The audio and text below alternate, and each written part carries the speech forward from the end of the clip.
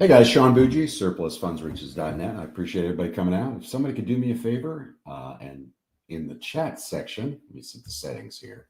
Everything's going to be private. You guys will be able to ask questions directly of us, and I will mention your name when I answer the question. Let's turn this down here. Please do me a favor, just a housekeeping item. Do me a favor and use the chat section. Please do not, hold on a second.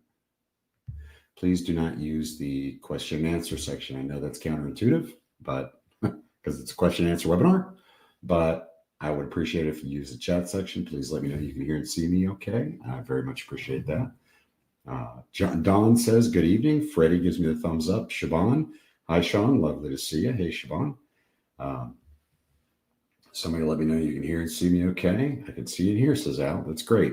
So, guys, before we get started, there is a file download. Now, if you're watching this, I just put that up. But if you're watching this on YouTube in the replay, you're not going to be able to get this. This is only for folks that are in the webinar tonight, and it's only good through Sunday, the 25th of August at 11:59 p.m. Eastern Standard Time or Eastern Daylight Time, whatever it is.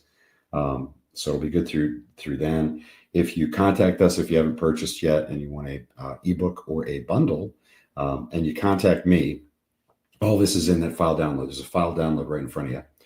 It's $50 off, and that's just for folks that came to the webinar tonight. That's our way of saying thank you, and it's probably something we're going to keep doing here as we go. We only do the webinars twice a month, and we do change when we do them. All right, so Jeff says download the webinar handout. That's the $50 out coupon. Now that's, guys, again, it's only good through Sunday at 11:59 p.m. Eastern Time.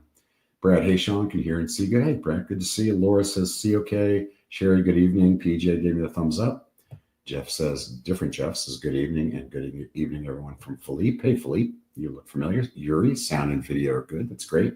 And John gives me a thumbs up, and Will says hello. Okay, so guys, any and all questions are welcome. I will tell you, there's a couple of really interesting YouTube videos coming up if you haven't seen them yet. I know one or two are going to hit. One's going to hit tonight, like right now, and then the other one's going to hit tomorrow night. Our YouTube channel is Surplus Funds Riches, all one word, just like our website, surplusfundsriches.net. And one of them is on, a lot of you guys I know are realtors or were in the past. One of them is on the NAR lawsuit and whether or not that's really going to have a positive effect on housing affordability. Just, I'll just go ahead and let the cat out of the bag. No, it's not. But it explains to you why it's not. And everybody thinks that it's going to have this huge, oh my God, all of a sudden we're going to be able to afford homes. It's not. But it's a great video to watch, and it tells you why. The other one that's on there goes into our how we choose beta testers for the programs, for the systems. And I'm not going to get into that tonight, but I would highly recommend you go to the site and check that out. Will says, how are you? Benjamin, good evening. Samuel, hello. Benjamin, when do you think the next board update will be? Benjamin, I was hoping it was going to be this week, and it's not going to happen. It's going to be next week, and I will also be reaching out to people. And I'm glad you brought that up, because Jeff and I were literally just talking about this today.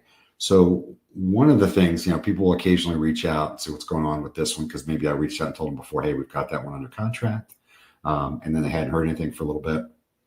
What I started to do, and I'll bring this up when I do the board update as well, but what I started to do was not only did we get the documents back, but also the attorney said, you're completely on go and we don't need any other documentation.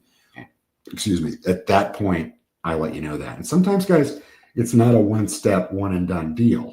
Sometimes we get them under contract with our power of attorney and to our attorney and our contract, our buyout agreement, and we still have to go back to them. Maybe a court asks for something silly, or there's another form that we're going to need, or we didn't realize at the time. We've gotten a lot better at it, but sometimes we'll get expired licenses and that type of thing. So we've got to go back and get follow-up documentation. So I don't reach out to guys, even if it's under contract and it's been given to the attorney. I don't reach out until the attorney says, hey, you're good to go. We're on the docket. It's moving along. I don't see any problems. That's when I typically reach out to people and go, hey, got this one under contract. And then I'll keep you up to date throughout the loop. Typically give you a heads up anywhere from 7 to 10 days prior to getting the check, so you know that's coming. And then, of course, we'll double check, and make sure I get the socials if it's an individual deal, so that I can 1099 you at the end of the year. Siobhan, question. I have decided to invest in foreclosure I don't know what foreclosure P means, but question, I decided to invest in foreclosure. There we go. Property radar to track trustee auctions in Utah, Nevada, and California. Okay. Do you know of any other reputable paid third-party sites where I can monitor trustee auctions in other non-judicial panning states? Now, what Siobhan's asking about is our panning for hidden surplus funds program, where we're teaching you how in those states where you cannot get a list on mortgage overages, you can't get them. And that's why it's a whole lot less competitive, and it's very high conversion rate comparatively, relatively. And the reason is nobody else, you can't get a list and you have to create your own. And there's some ins and outs to that. So that's why she's asking about that. That's on the panning system, which is available in the Diamond Bundle. Works in about 20 states. Siobhan, that's probably a question for support. I'm sorry, but a lot of you guys realize I don't handle the front end. Jeff handles both the support and the underwriting, approving all the documents, the files that come in. So he's better able to answer that. He may jump in during this, or maybe a better idea to ask him a question. Siobhan, I'm not ignoring your question, but if I give you the answer, it's going to be the wrong answer. So John Stafford says, hello, Brian. Hi, Sean. I found a file that the homeowner passed about a few years ago. Last year, the executors of the estate filed an administrator's deed. Would I file that as the latest deed as owners? I found a file that the homeowner, Brian, so I'm assuming this is a flip, Brian. You got to answer me on this one, because if it's surplus funds and the sale has already happened, that deed is not going to matter because it's recorded after the sale. So if you're talking about a flip where they've transferred the deed through an administrator's deed in a state situation prior to the sale coming up, then yes, you would have to include that, because whoever that deed names as the owner, that's the person we're going to have to contact to buy the home in a flip. Surplus funds, I don't understand the question because the property had already sold to create the surplus funds. Alan says, hello, Laura. Talk about mortgage overbids in California, please. Sure. So, Laura, those are handled by the trustees. The attorneys hired by the bank handle not only the foreclosure process, but also dispersing the surplus funds. Now, on the mortgage side, it's not hard to get those trustees, those attorneys, to release the funds, as long as you have an attorney, a power of attorney from the claimant to your attorney, so that because they feel a lot more comfortable talking to an attorney. We'd initially, and the panning system is the only way you're going to be able to do California. So you wouldn't be able to use that for national surplus. You can use national surplus for California tax overages, but in the tax arena, you got to wait a year from after the deed was recorded after the sale, from the tax deed sale. You have to wait a year to make the claim, or you don't have to wait a year. You can submit your claim, but they're not going to review it until 1 year's up. On the mortgage side, we actually had bailed in California at first because we had issues with some of the attorneys were hiring door knockers to go out, because the attorneys are actually allowed in California to hold the foreclosure and then make more money by finding the owner and returning the funds to them. That's kind of rare. That's unique to California. So it's very difficult to compete against door knockers, but we're finding for one reason or the other, it's gotten a little easier. So that's the story with California. I hope that helped you. Chasha. Hey, Sean, for panning, when a county has a bunch of document cover sheets, such as one in New Jersey has 3 sometimes, do those count toward the 3 pages of the mortgage? I have included them. Or is it okay to just delete the cover sheets? I know you guys don't like extra pages. No, we don't. Because we make, guys, just so the folks on here that don't know, we make hard copy files in addition to entering them into our database. So we try to limit where the excess stuff is turned in. I'm going to let Jeff answer that question. She goes on to say, I know you guys don't like extra pages. I just submitted one today, and the bulk of the info was on the first 2 pages of the mortgage. So in the end, it was 5 pages instead of the ideal 3. I don't think that's going to matter one way or the other, Asha. I don't. But I'm going to leave it open to Jeff if he wants to jump in. He's the mediator in the background. Brian, it's surplus funds, and there is a foreclosure deed just recently filed. Okay, so I don't understand, Brian. Are you saying that the administrator's deed was filed prior to the foreclosure hitting? Because it would have to be a count. If that's the case, then whoever's named on that deed, just to give everybody a heads up, Brian was asking about It was an estate, and it was a deed transferring, an administrator's deed transferring ownership. So, Brian, if that happened, if that deed was recorded prior to the sale, I didn't understand your question. If it was recorded prior to the sale, then whoever's named on there prior to the sale is the person we need to go after, and that was the last owner. Here in Massachusetts, this is Will. They just passed a law stating the tax overages have to be given back to the owner. What should I do now? Well, that's what all the states are now required to give tax overages back to the owner. So that's why our system, we get them under contract where they give a power of attorney to our attorney to retrieve the funds. And we also use a structured buyout agreement. We're actually giving them some money up front as good faith money. Once we get the documents back and get everything cleared. That's the truth everywhere, man. So, of course, they're going to give it back to the owner. But if the owner has a power of attorney to an attorney, and that's why we teach always using an attorney, they're going to send the check in the claimant's name to the attorney, and the attorney can use their trust account to break the funds out. And that's how you get around worrying about that. Good question. I'm not making fun of you. Just that's every state says they're going to give the funds back to the owner. But if the owner signs a power of attorney, and there's a directive in there saying the power of attorney is supposed to get the check, even though it's in their name, they're going to honor that. John Stafford, what if a mortgage company buys a current mortgage, which may not have a lien release of the first mortgage? What if a mortgage company buys a current mortgage, which may not have a lien release of the first mortgage? It will state, John, on the deed where it was transferring, where it was an assign. I'm assuming this is an assignment, where it's an assignment to another bank. And it's usually, they're assigning it. Yes, there's kind of a sale involved, but I'm oversimplifying it. But it will say that this is replacing, or this is in lieu of the mortgage recorded book and page or instrument number, blah, blah, blah, blah, blah. So it's not like there's two mortgages now, but it has to state that it's an assignment of that initial mortgage. Freddie, now I am creating a network of 3 attorneys per region, so I should be able to assist you in Puerto Rico. Sounds good, Freddie. You can get back with me in January. Right now, we put it aside just because there were some issues in that front end, and because we've got some other stuff launching January 1st that I'm really excited about. I'm not going to go into it just yet, but I'm really excited about that. We have another thing coming up January of 2025. One thing I want you guys to look at too, it'll be next week, is we'll be showing you or telling you in a video on our YouTube channel, Surplus Funds Rich is all one word, how we choose beta testers and give them the ability to use the system and even get paid on it and all that before anybody else as a beta tester. And that's going to be in a video next week. I'm not going to go any more in depth on this in this webinar on that, but that's exciting stuff. Chasha, more or less, I just want to know if it's okay to delete the cover sheets. I don't see a problem with that. As long as you're giving us what we asked for, I think we're good.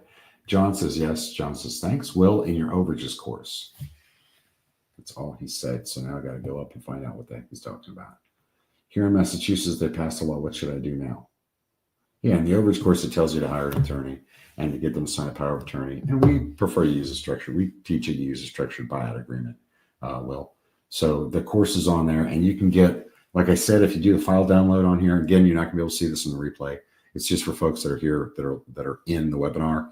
If you haven't purchased yet and you get in touch with me, the directions are in the file download. I'll take $50 off any program or bundle that you buy. I'll send you a digital invoice instead of you buying off the site. Carrie Lynn, when going to the county and requesting encumbrance reports, what does the report contain? You don't, Carrie. You don't go to the county and request an encumbrance report. They're not going to give that to you. It's not their job to do. Encumbrance report is basically title work, okay? We teach you how to do the title work. You don't go to the county. You go online to the Register of Deeds or Land Records Department, and you look that up. You look through what debt was against the property prior to the sale. So they're not going to give you an encumbrance report. I mean, I've seen title work. There's only one state, that's Florida, that's available in some of our bundles that actually does title prior to the sale, prior to the surplus funds being created. Nobody else is doing that. And that's title work. It's you could call it an encumbrance report, certainly. Samuel, I was researching Connecticut overages just to demonstrate, but the state only had a 90-day expiration, so that wouldn't be good for us, right? Great question, Samuel. So we had one that we literally hit it at the buzzer. we were able to make the claim. I mean, this was not last month. We made the claim, I think, at the last day, or at least the last 48 hours of that 90-day period, and we were okay. What we have found out, and Jeff, again, jump in, but what we have found out as far as Connecticut is, even when it's sent to the state, we can still make a claim. We still are going to make a claim through the county. So we're good. We should still be good beyond that time period. MJ, what percentage does the national flip play? All right, so we have two different flip programs, MJ. The national deed flip, which is where you're doing is going after pre-tax sale properties. You're researching debt against it, make sure that, because we're going to buy it before the sale. So there's no foreclosure that's going to erase any debt. So you got to make sure there isn't additional debt, or at least that it's not so much that's going to kill the deal. And come up with values using 3 online sources, whatever, Zillow, Redfin, whatever you happen to get a hold of there. But fill out a worksheet with that information and turn it in. And that's the national deed flip. We do the rest. We find them, call them, put the deal together, get the deed signed, record that, pay off the taxes to stop the sale, and flip the property as is to investors. On that one, we give you 15% of the net. The net's well over 30 grand on average. The other one is the deed flip 30, where we give you 30% of that. But in addition to researching debt and looking up value on the property, you're also going to have to find them and call them, not to make a deal, but you just make sure that you got the right person and they're willing to speak with us. So that's called the deed flip 30. Those are in bundles, and you'll find those right on the site.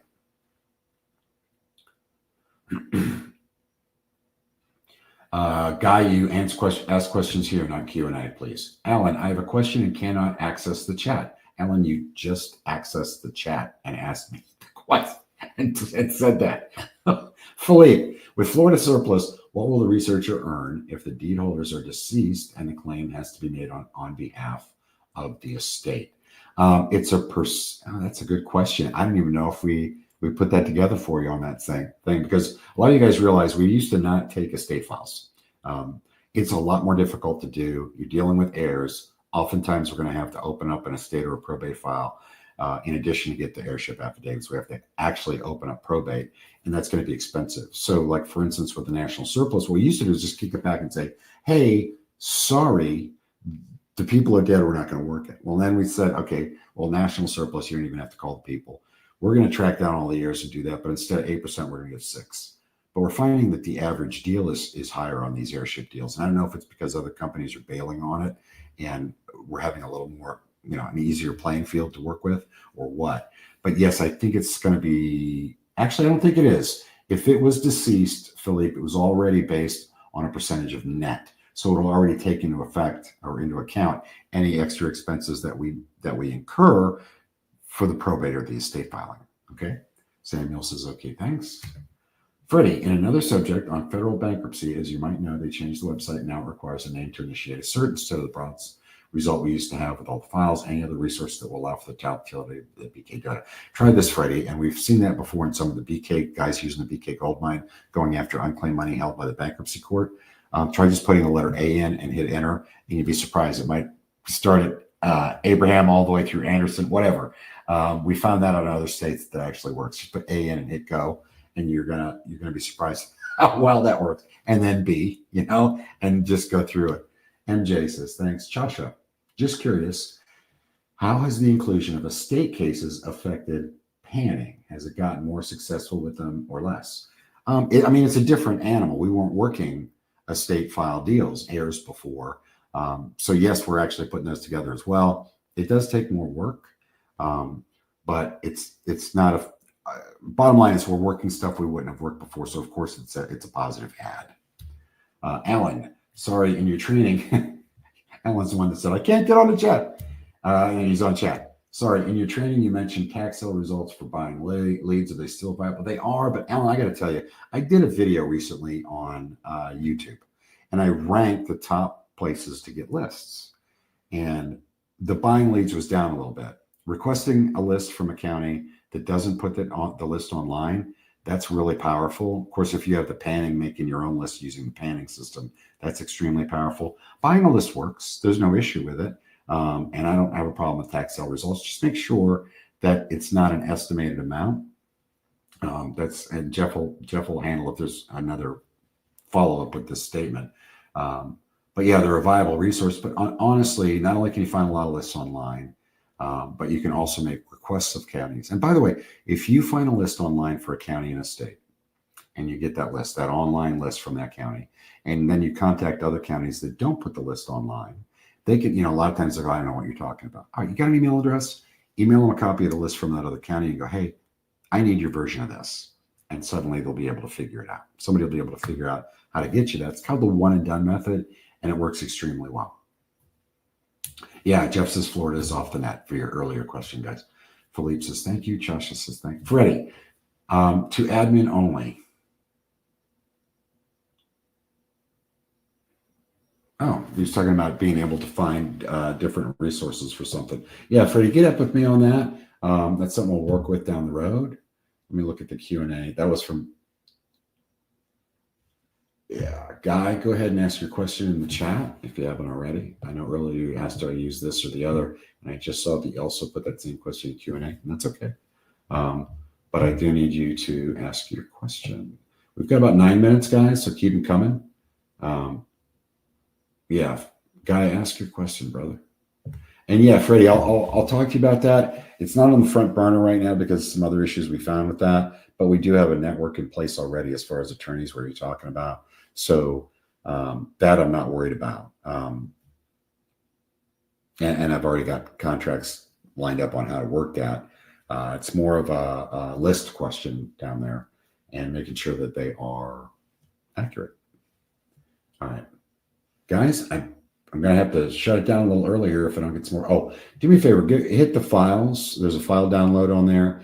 Click on that and download that if you haven't already, especially if you haven't come on board yet. Answers a lot of questions. It'll have kind of an insider's guide feel to it too, where it'll tell you what all the different programs are. You can see pricing probably there, but definitely on the site, on the products page on surplusfundsriches.net. And then again, from now through 11:59 p.m., I have to say that because people get messed up on noon or midnight. 11:59 p.m. this Sunday Eastern time. You'll no longer be able to use it. But if you download that file download right now, you get 50 off. Contact me on what you want to buy, and I'll send you an invoice for the cost of that less than $50.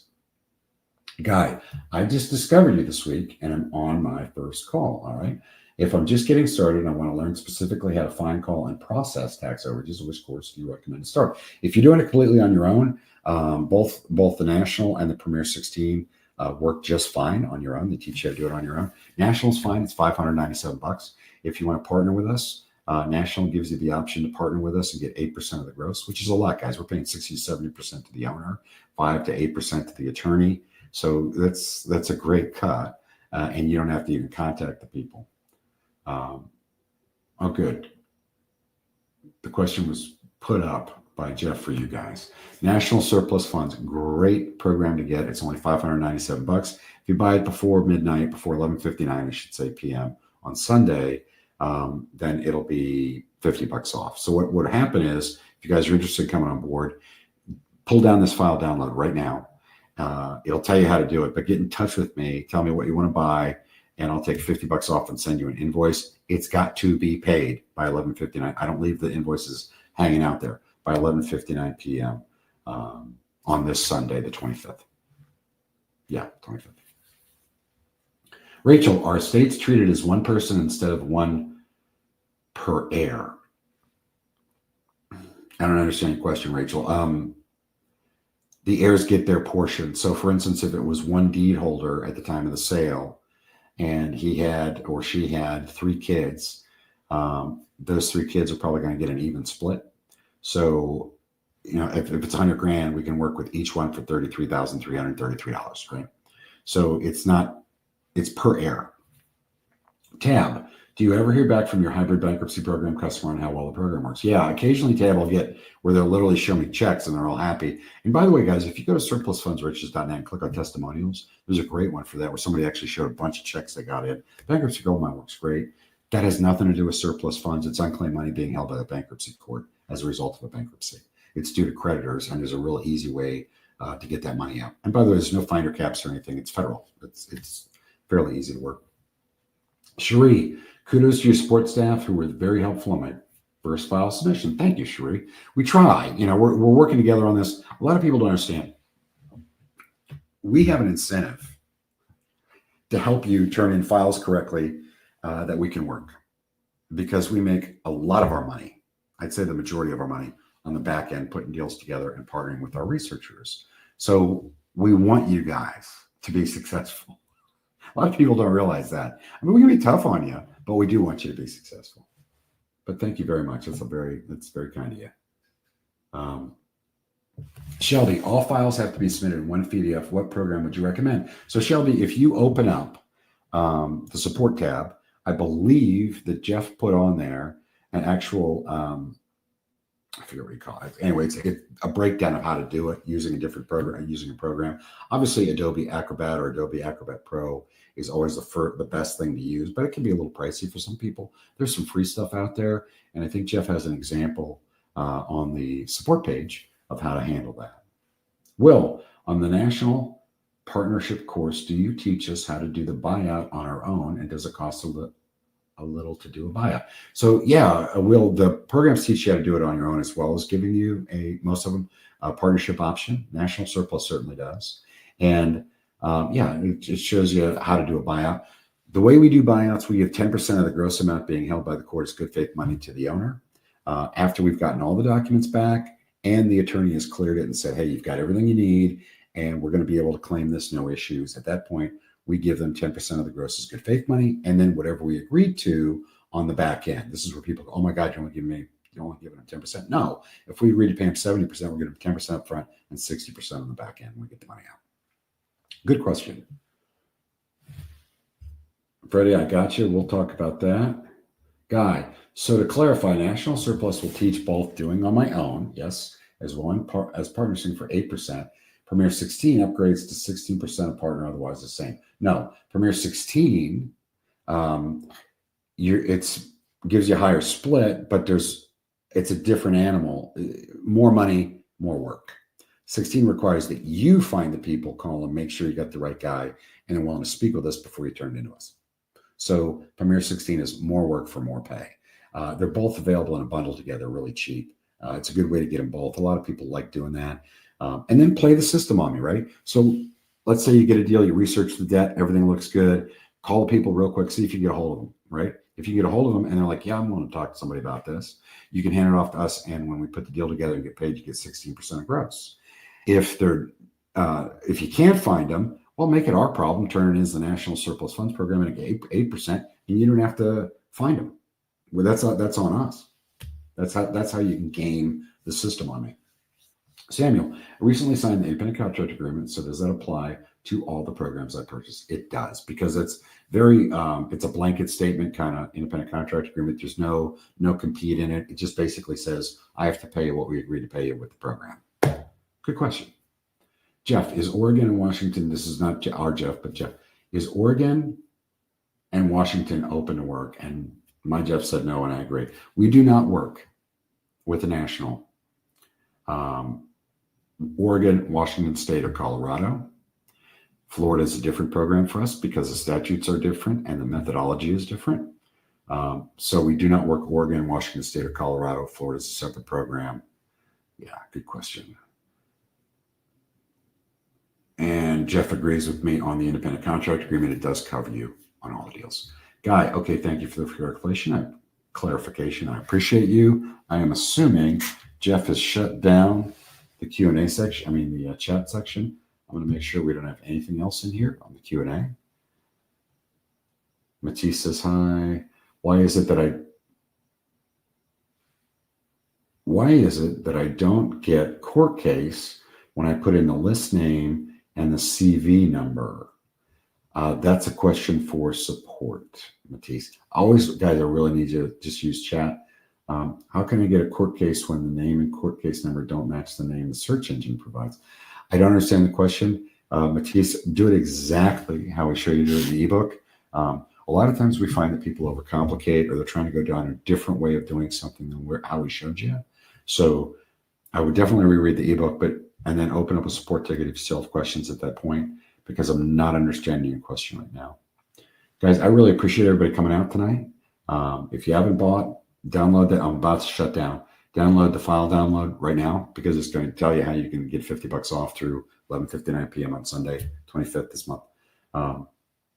Do that now if you haven't. And I'm going to shut this thing down. I appreciate everybody coming out.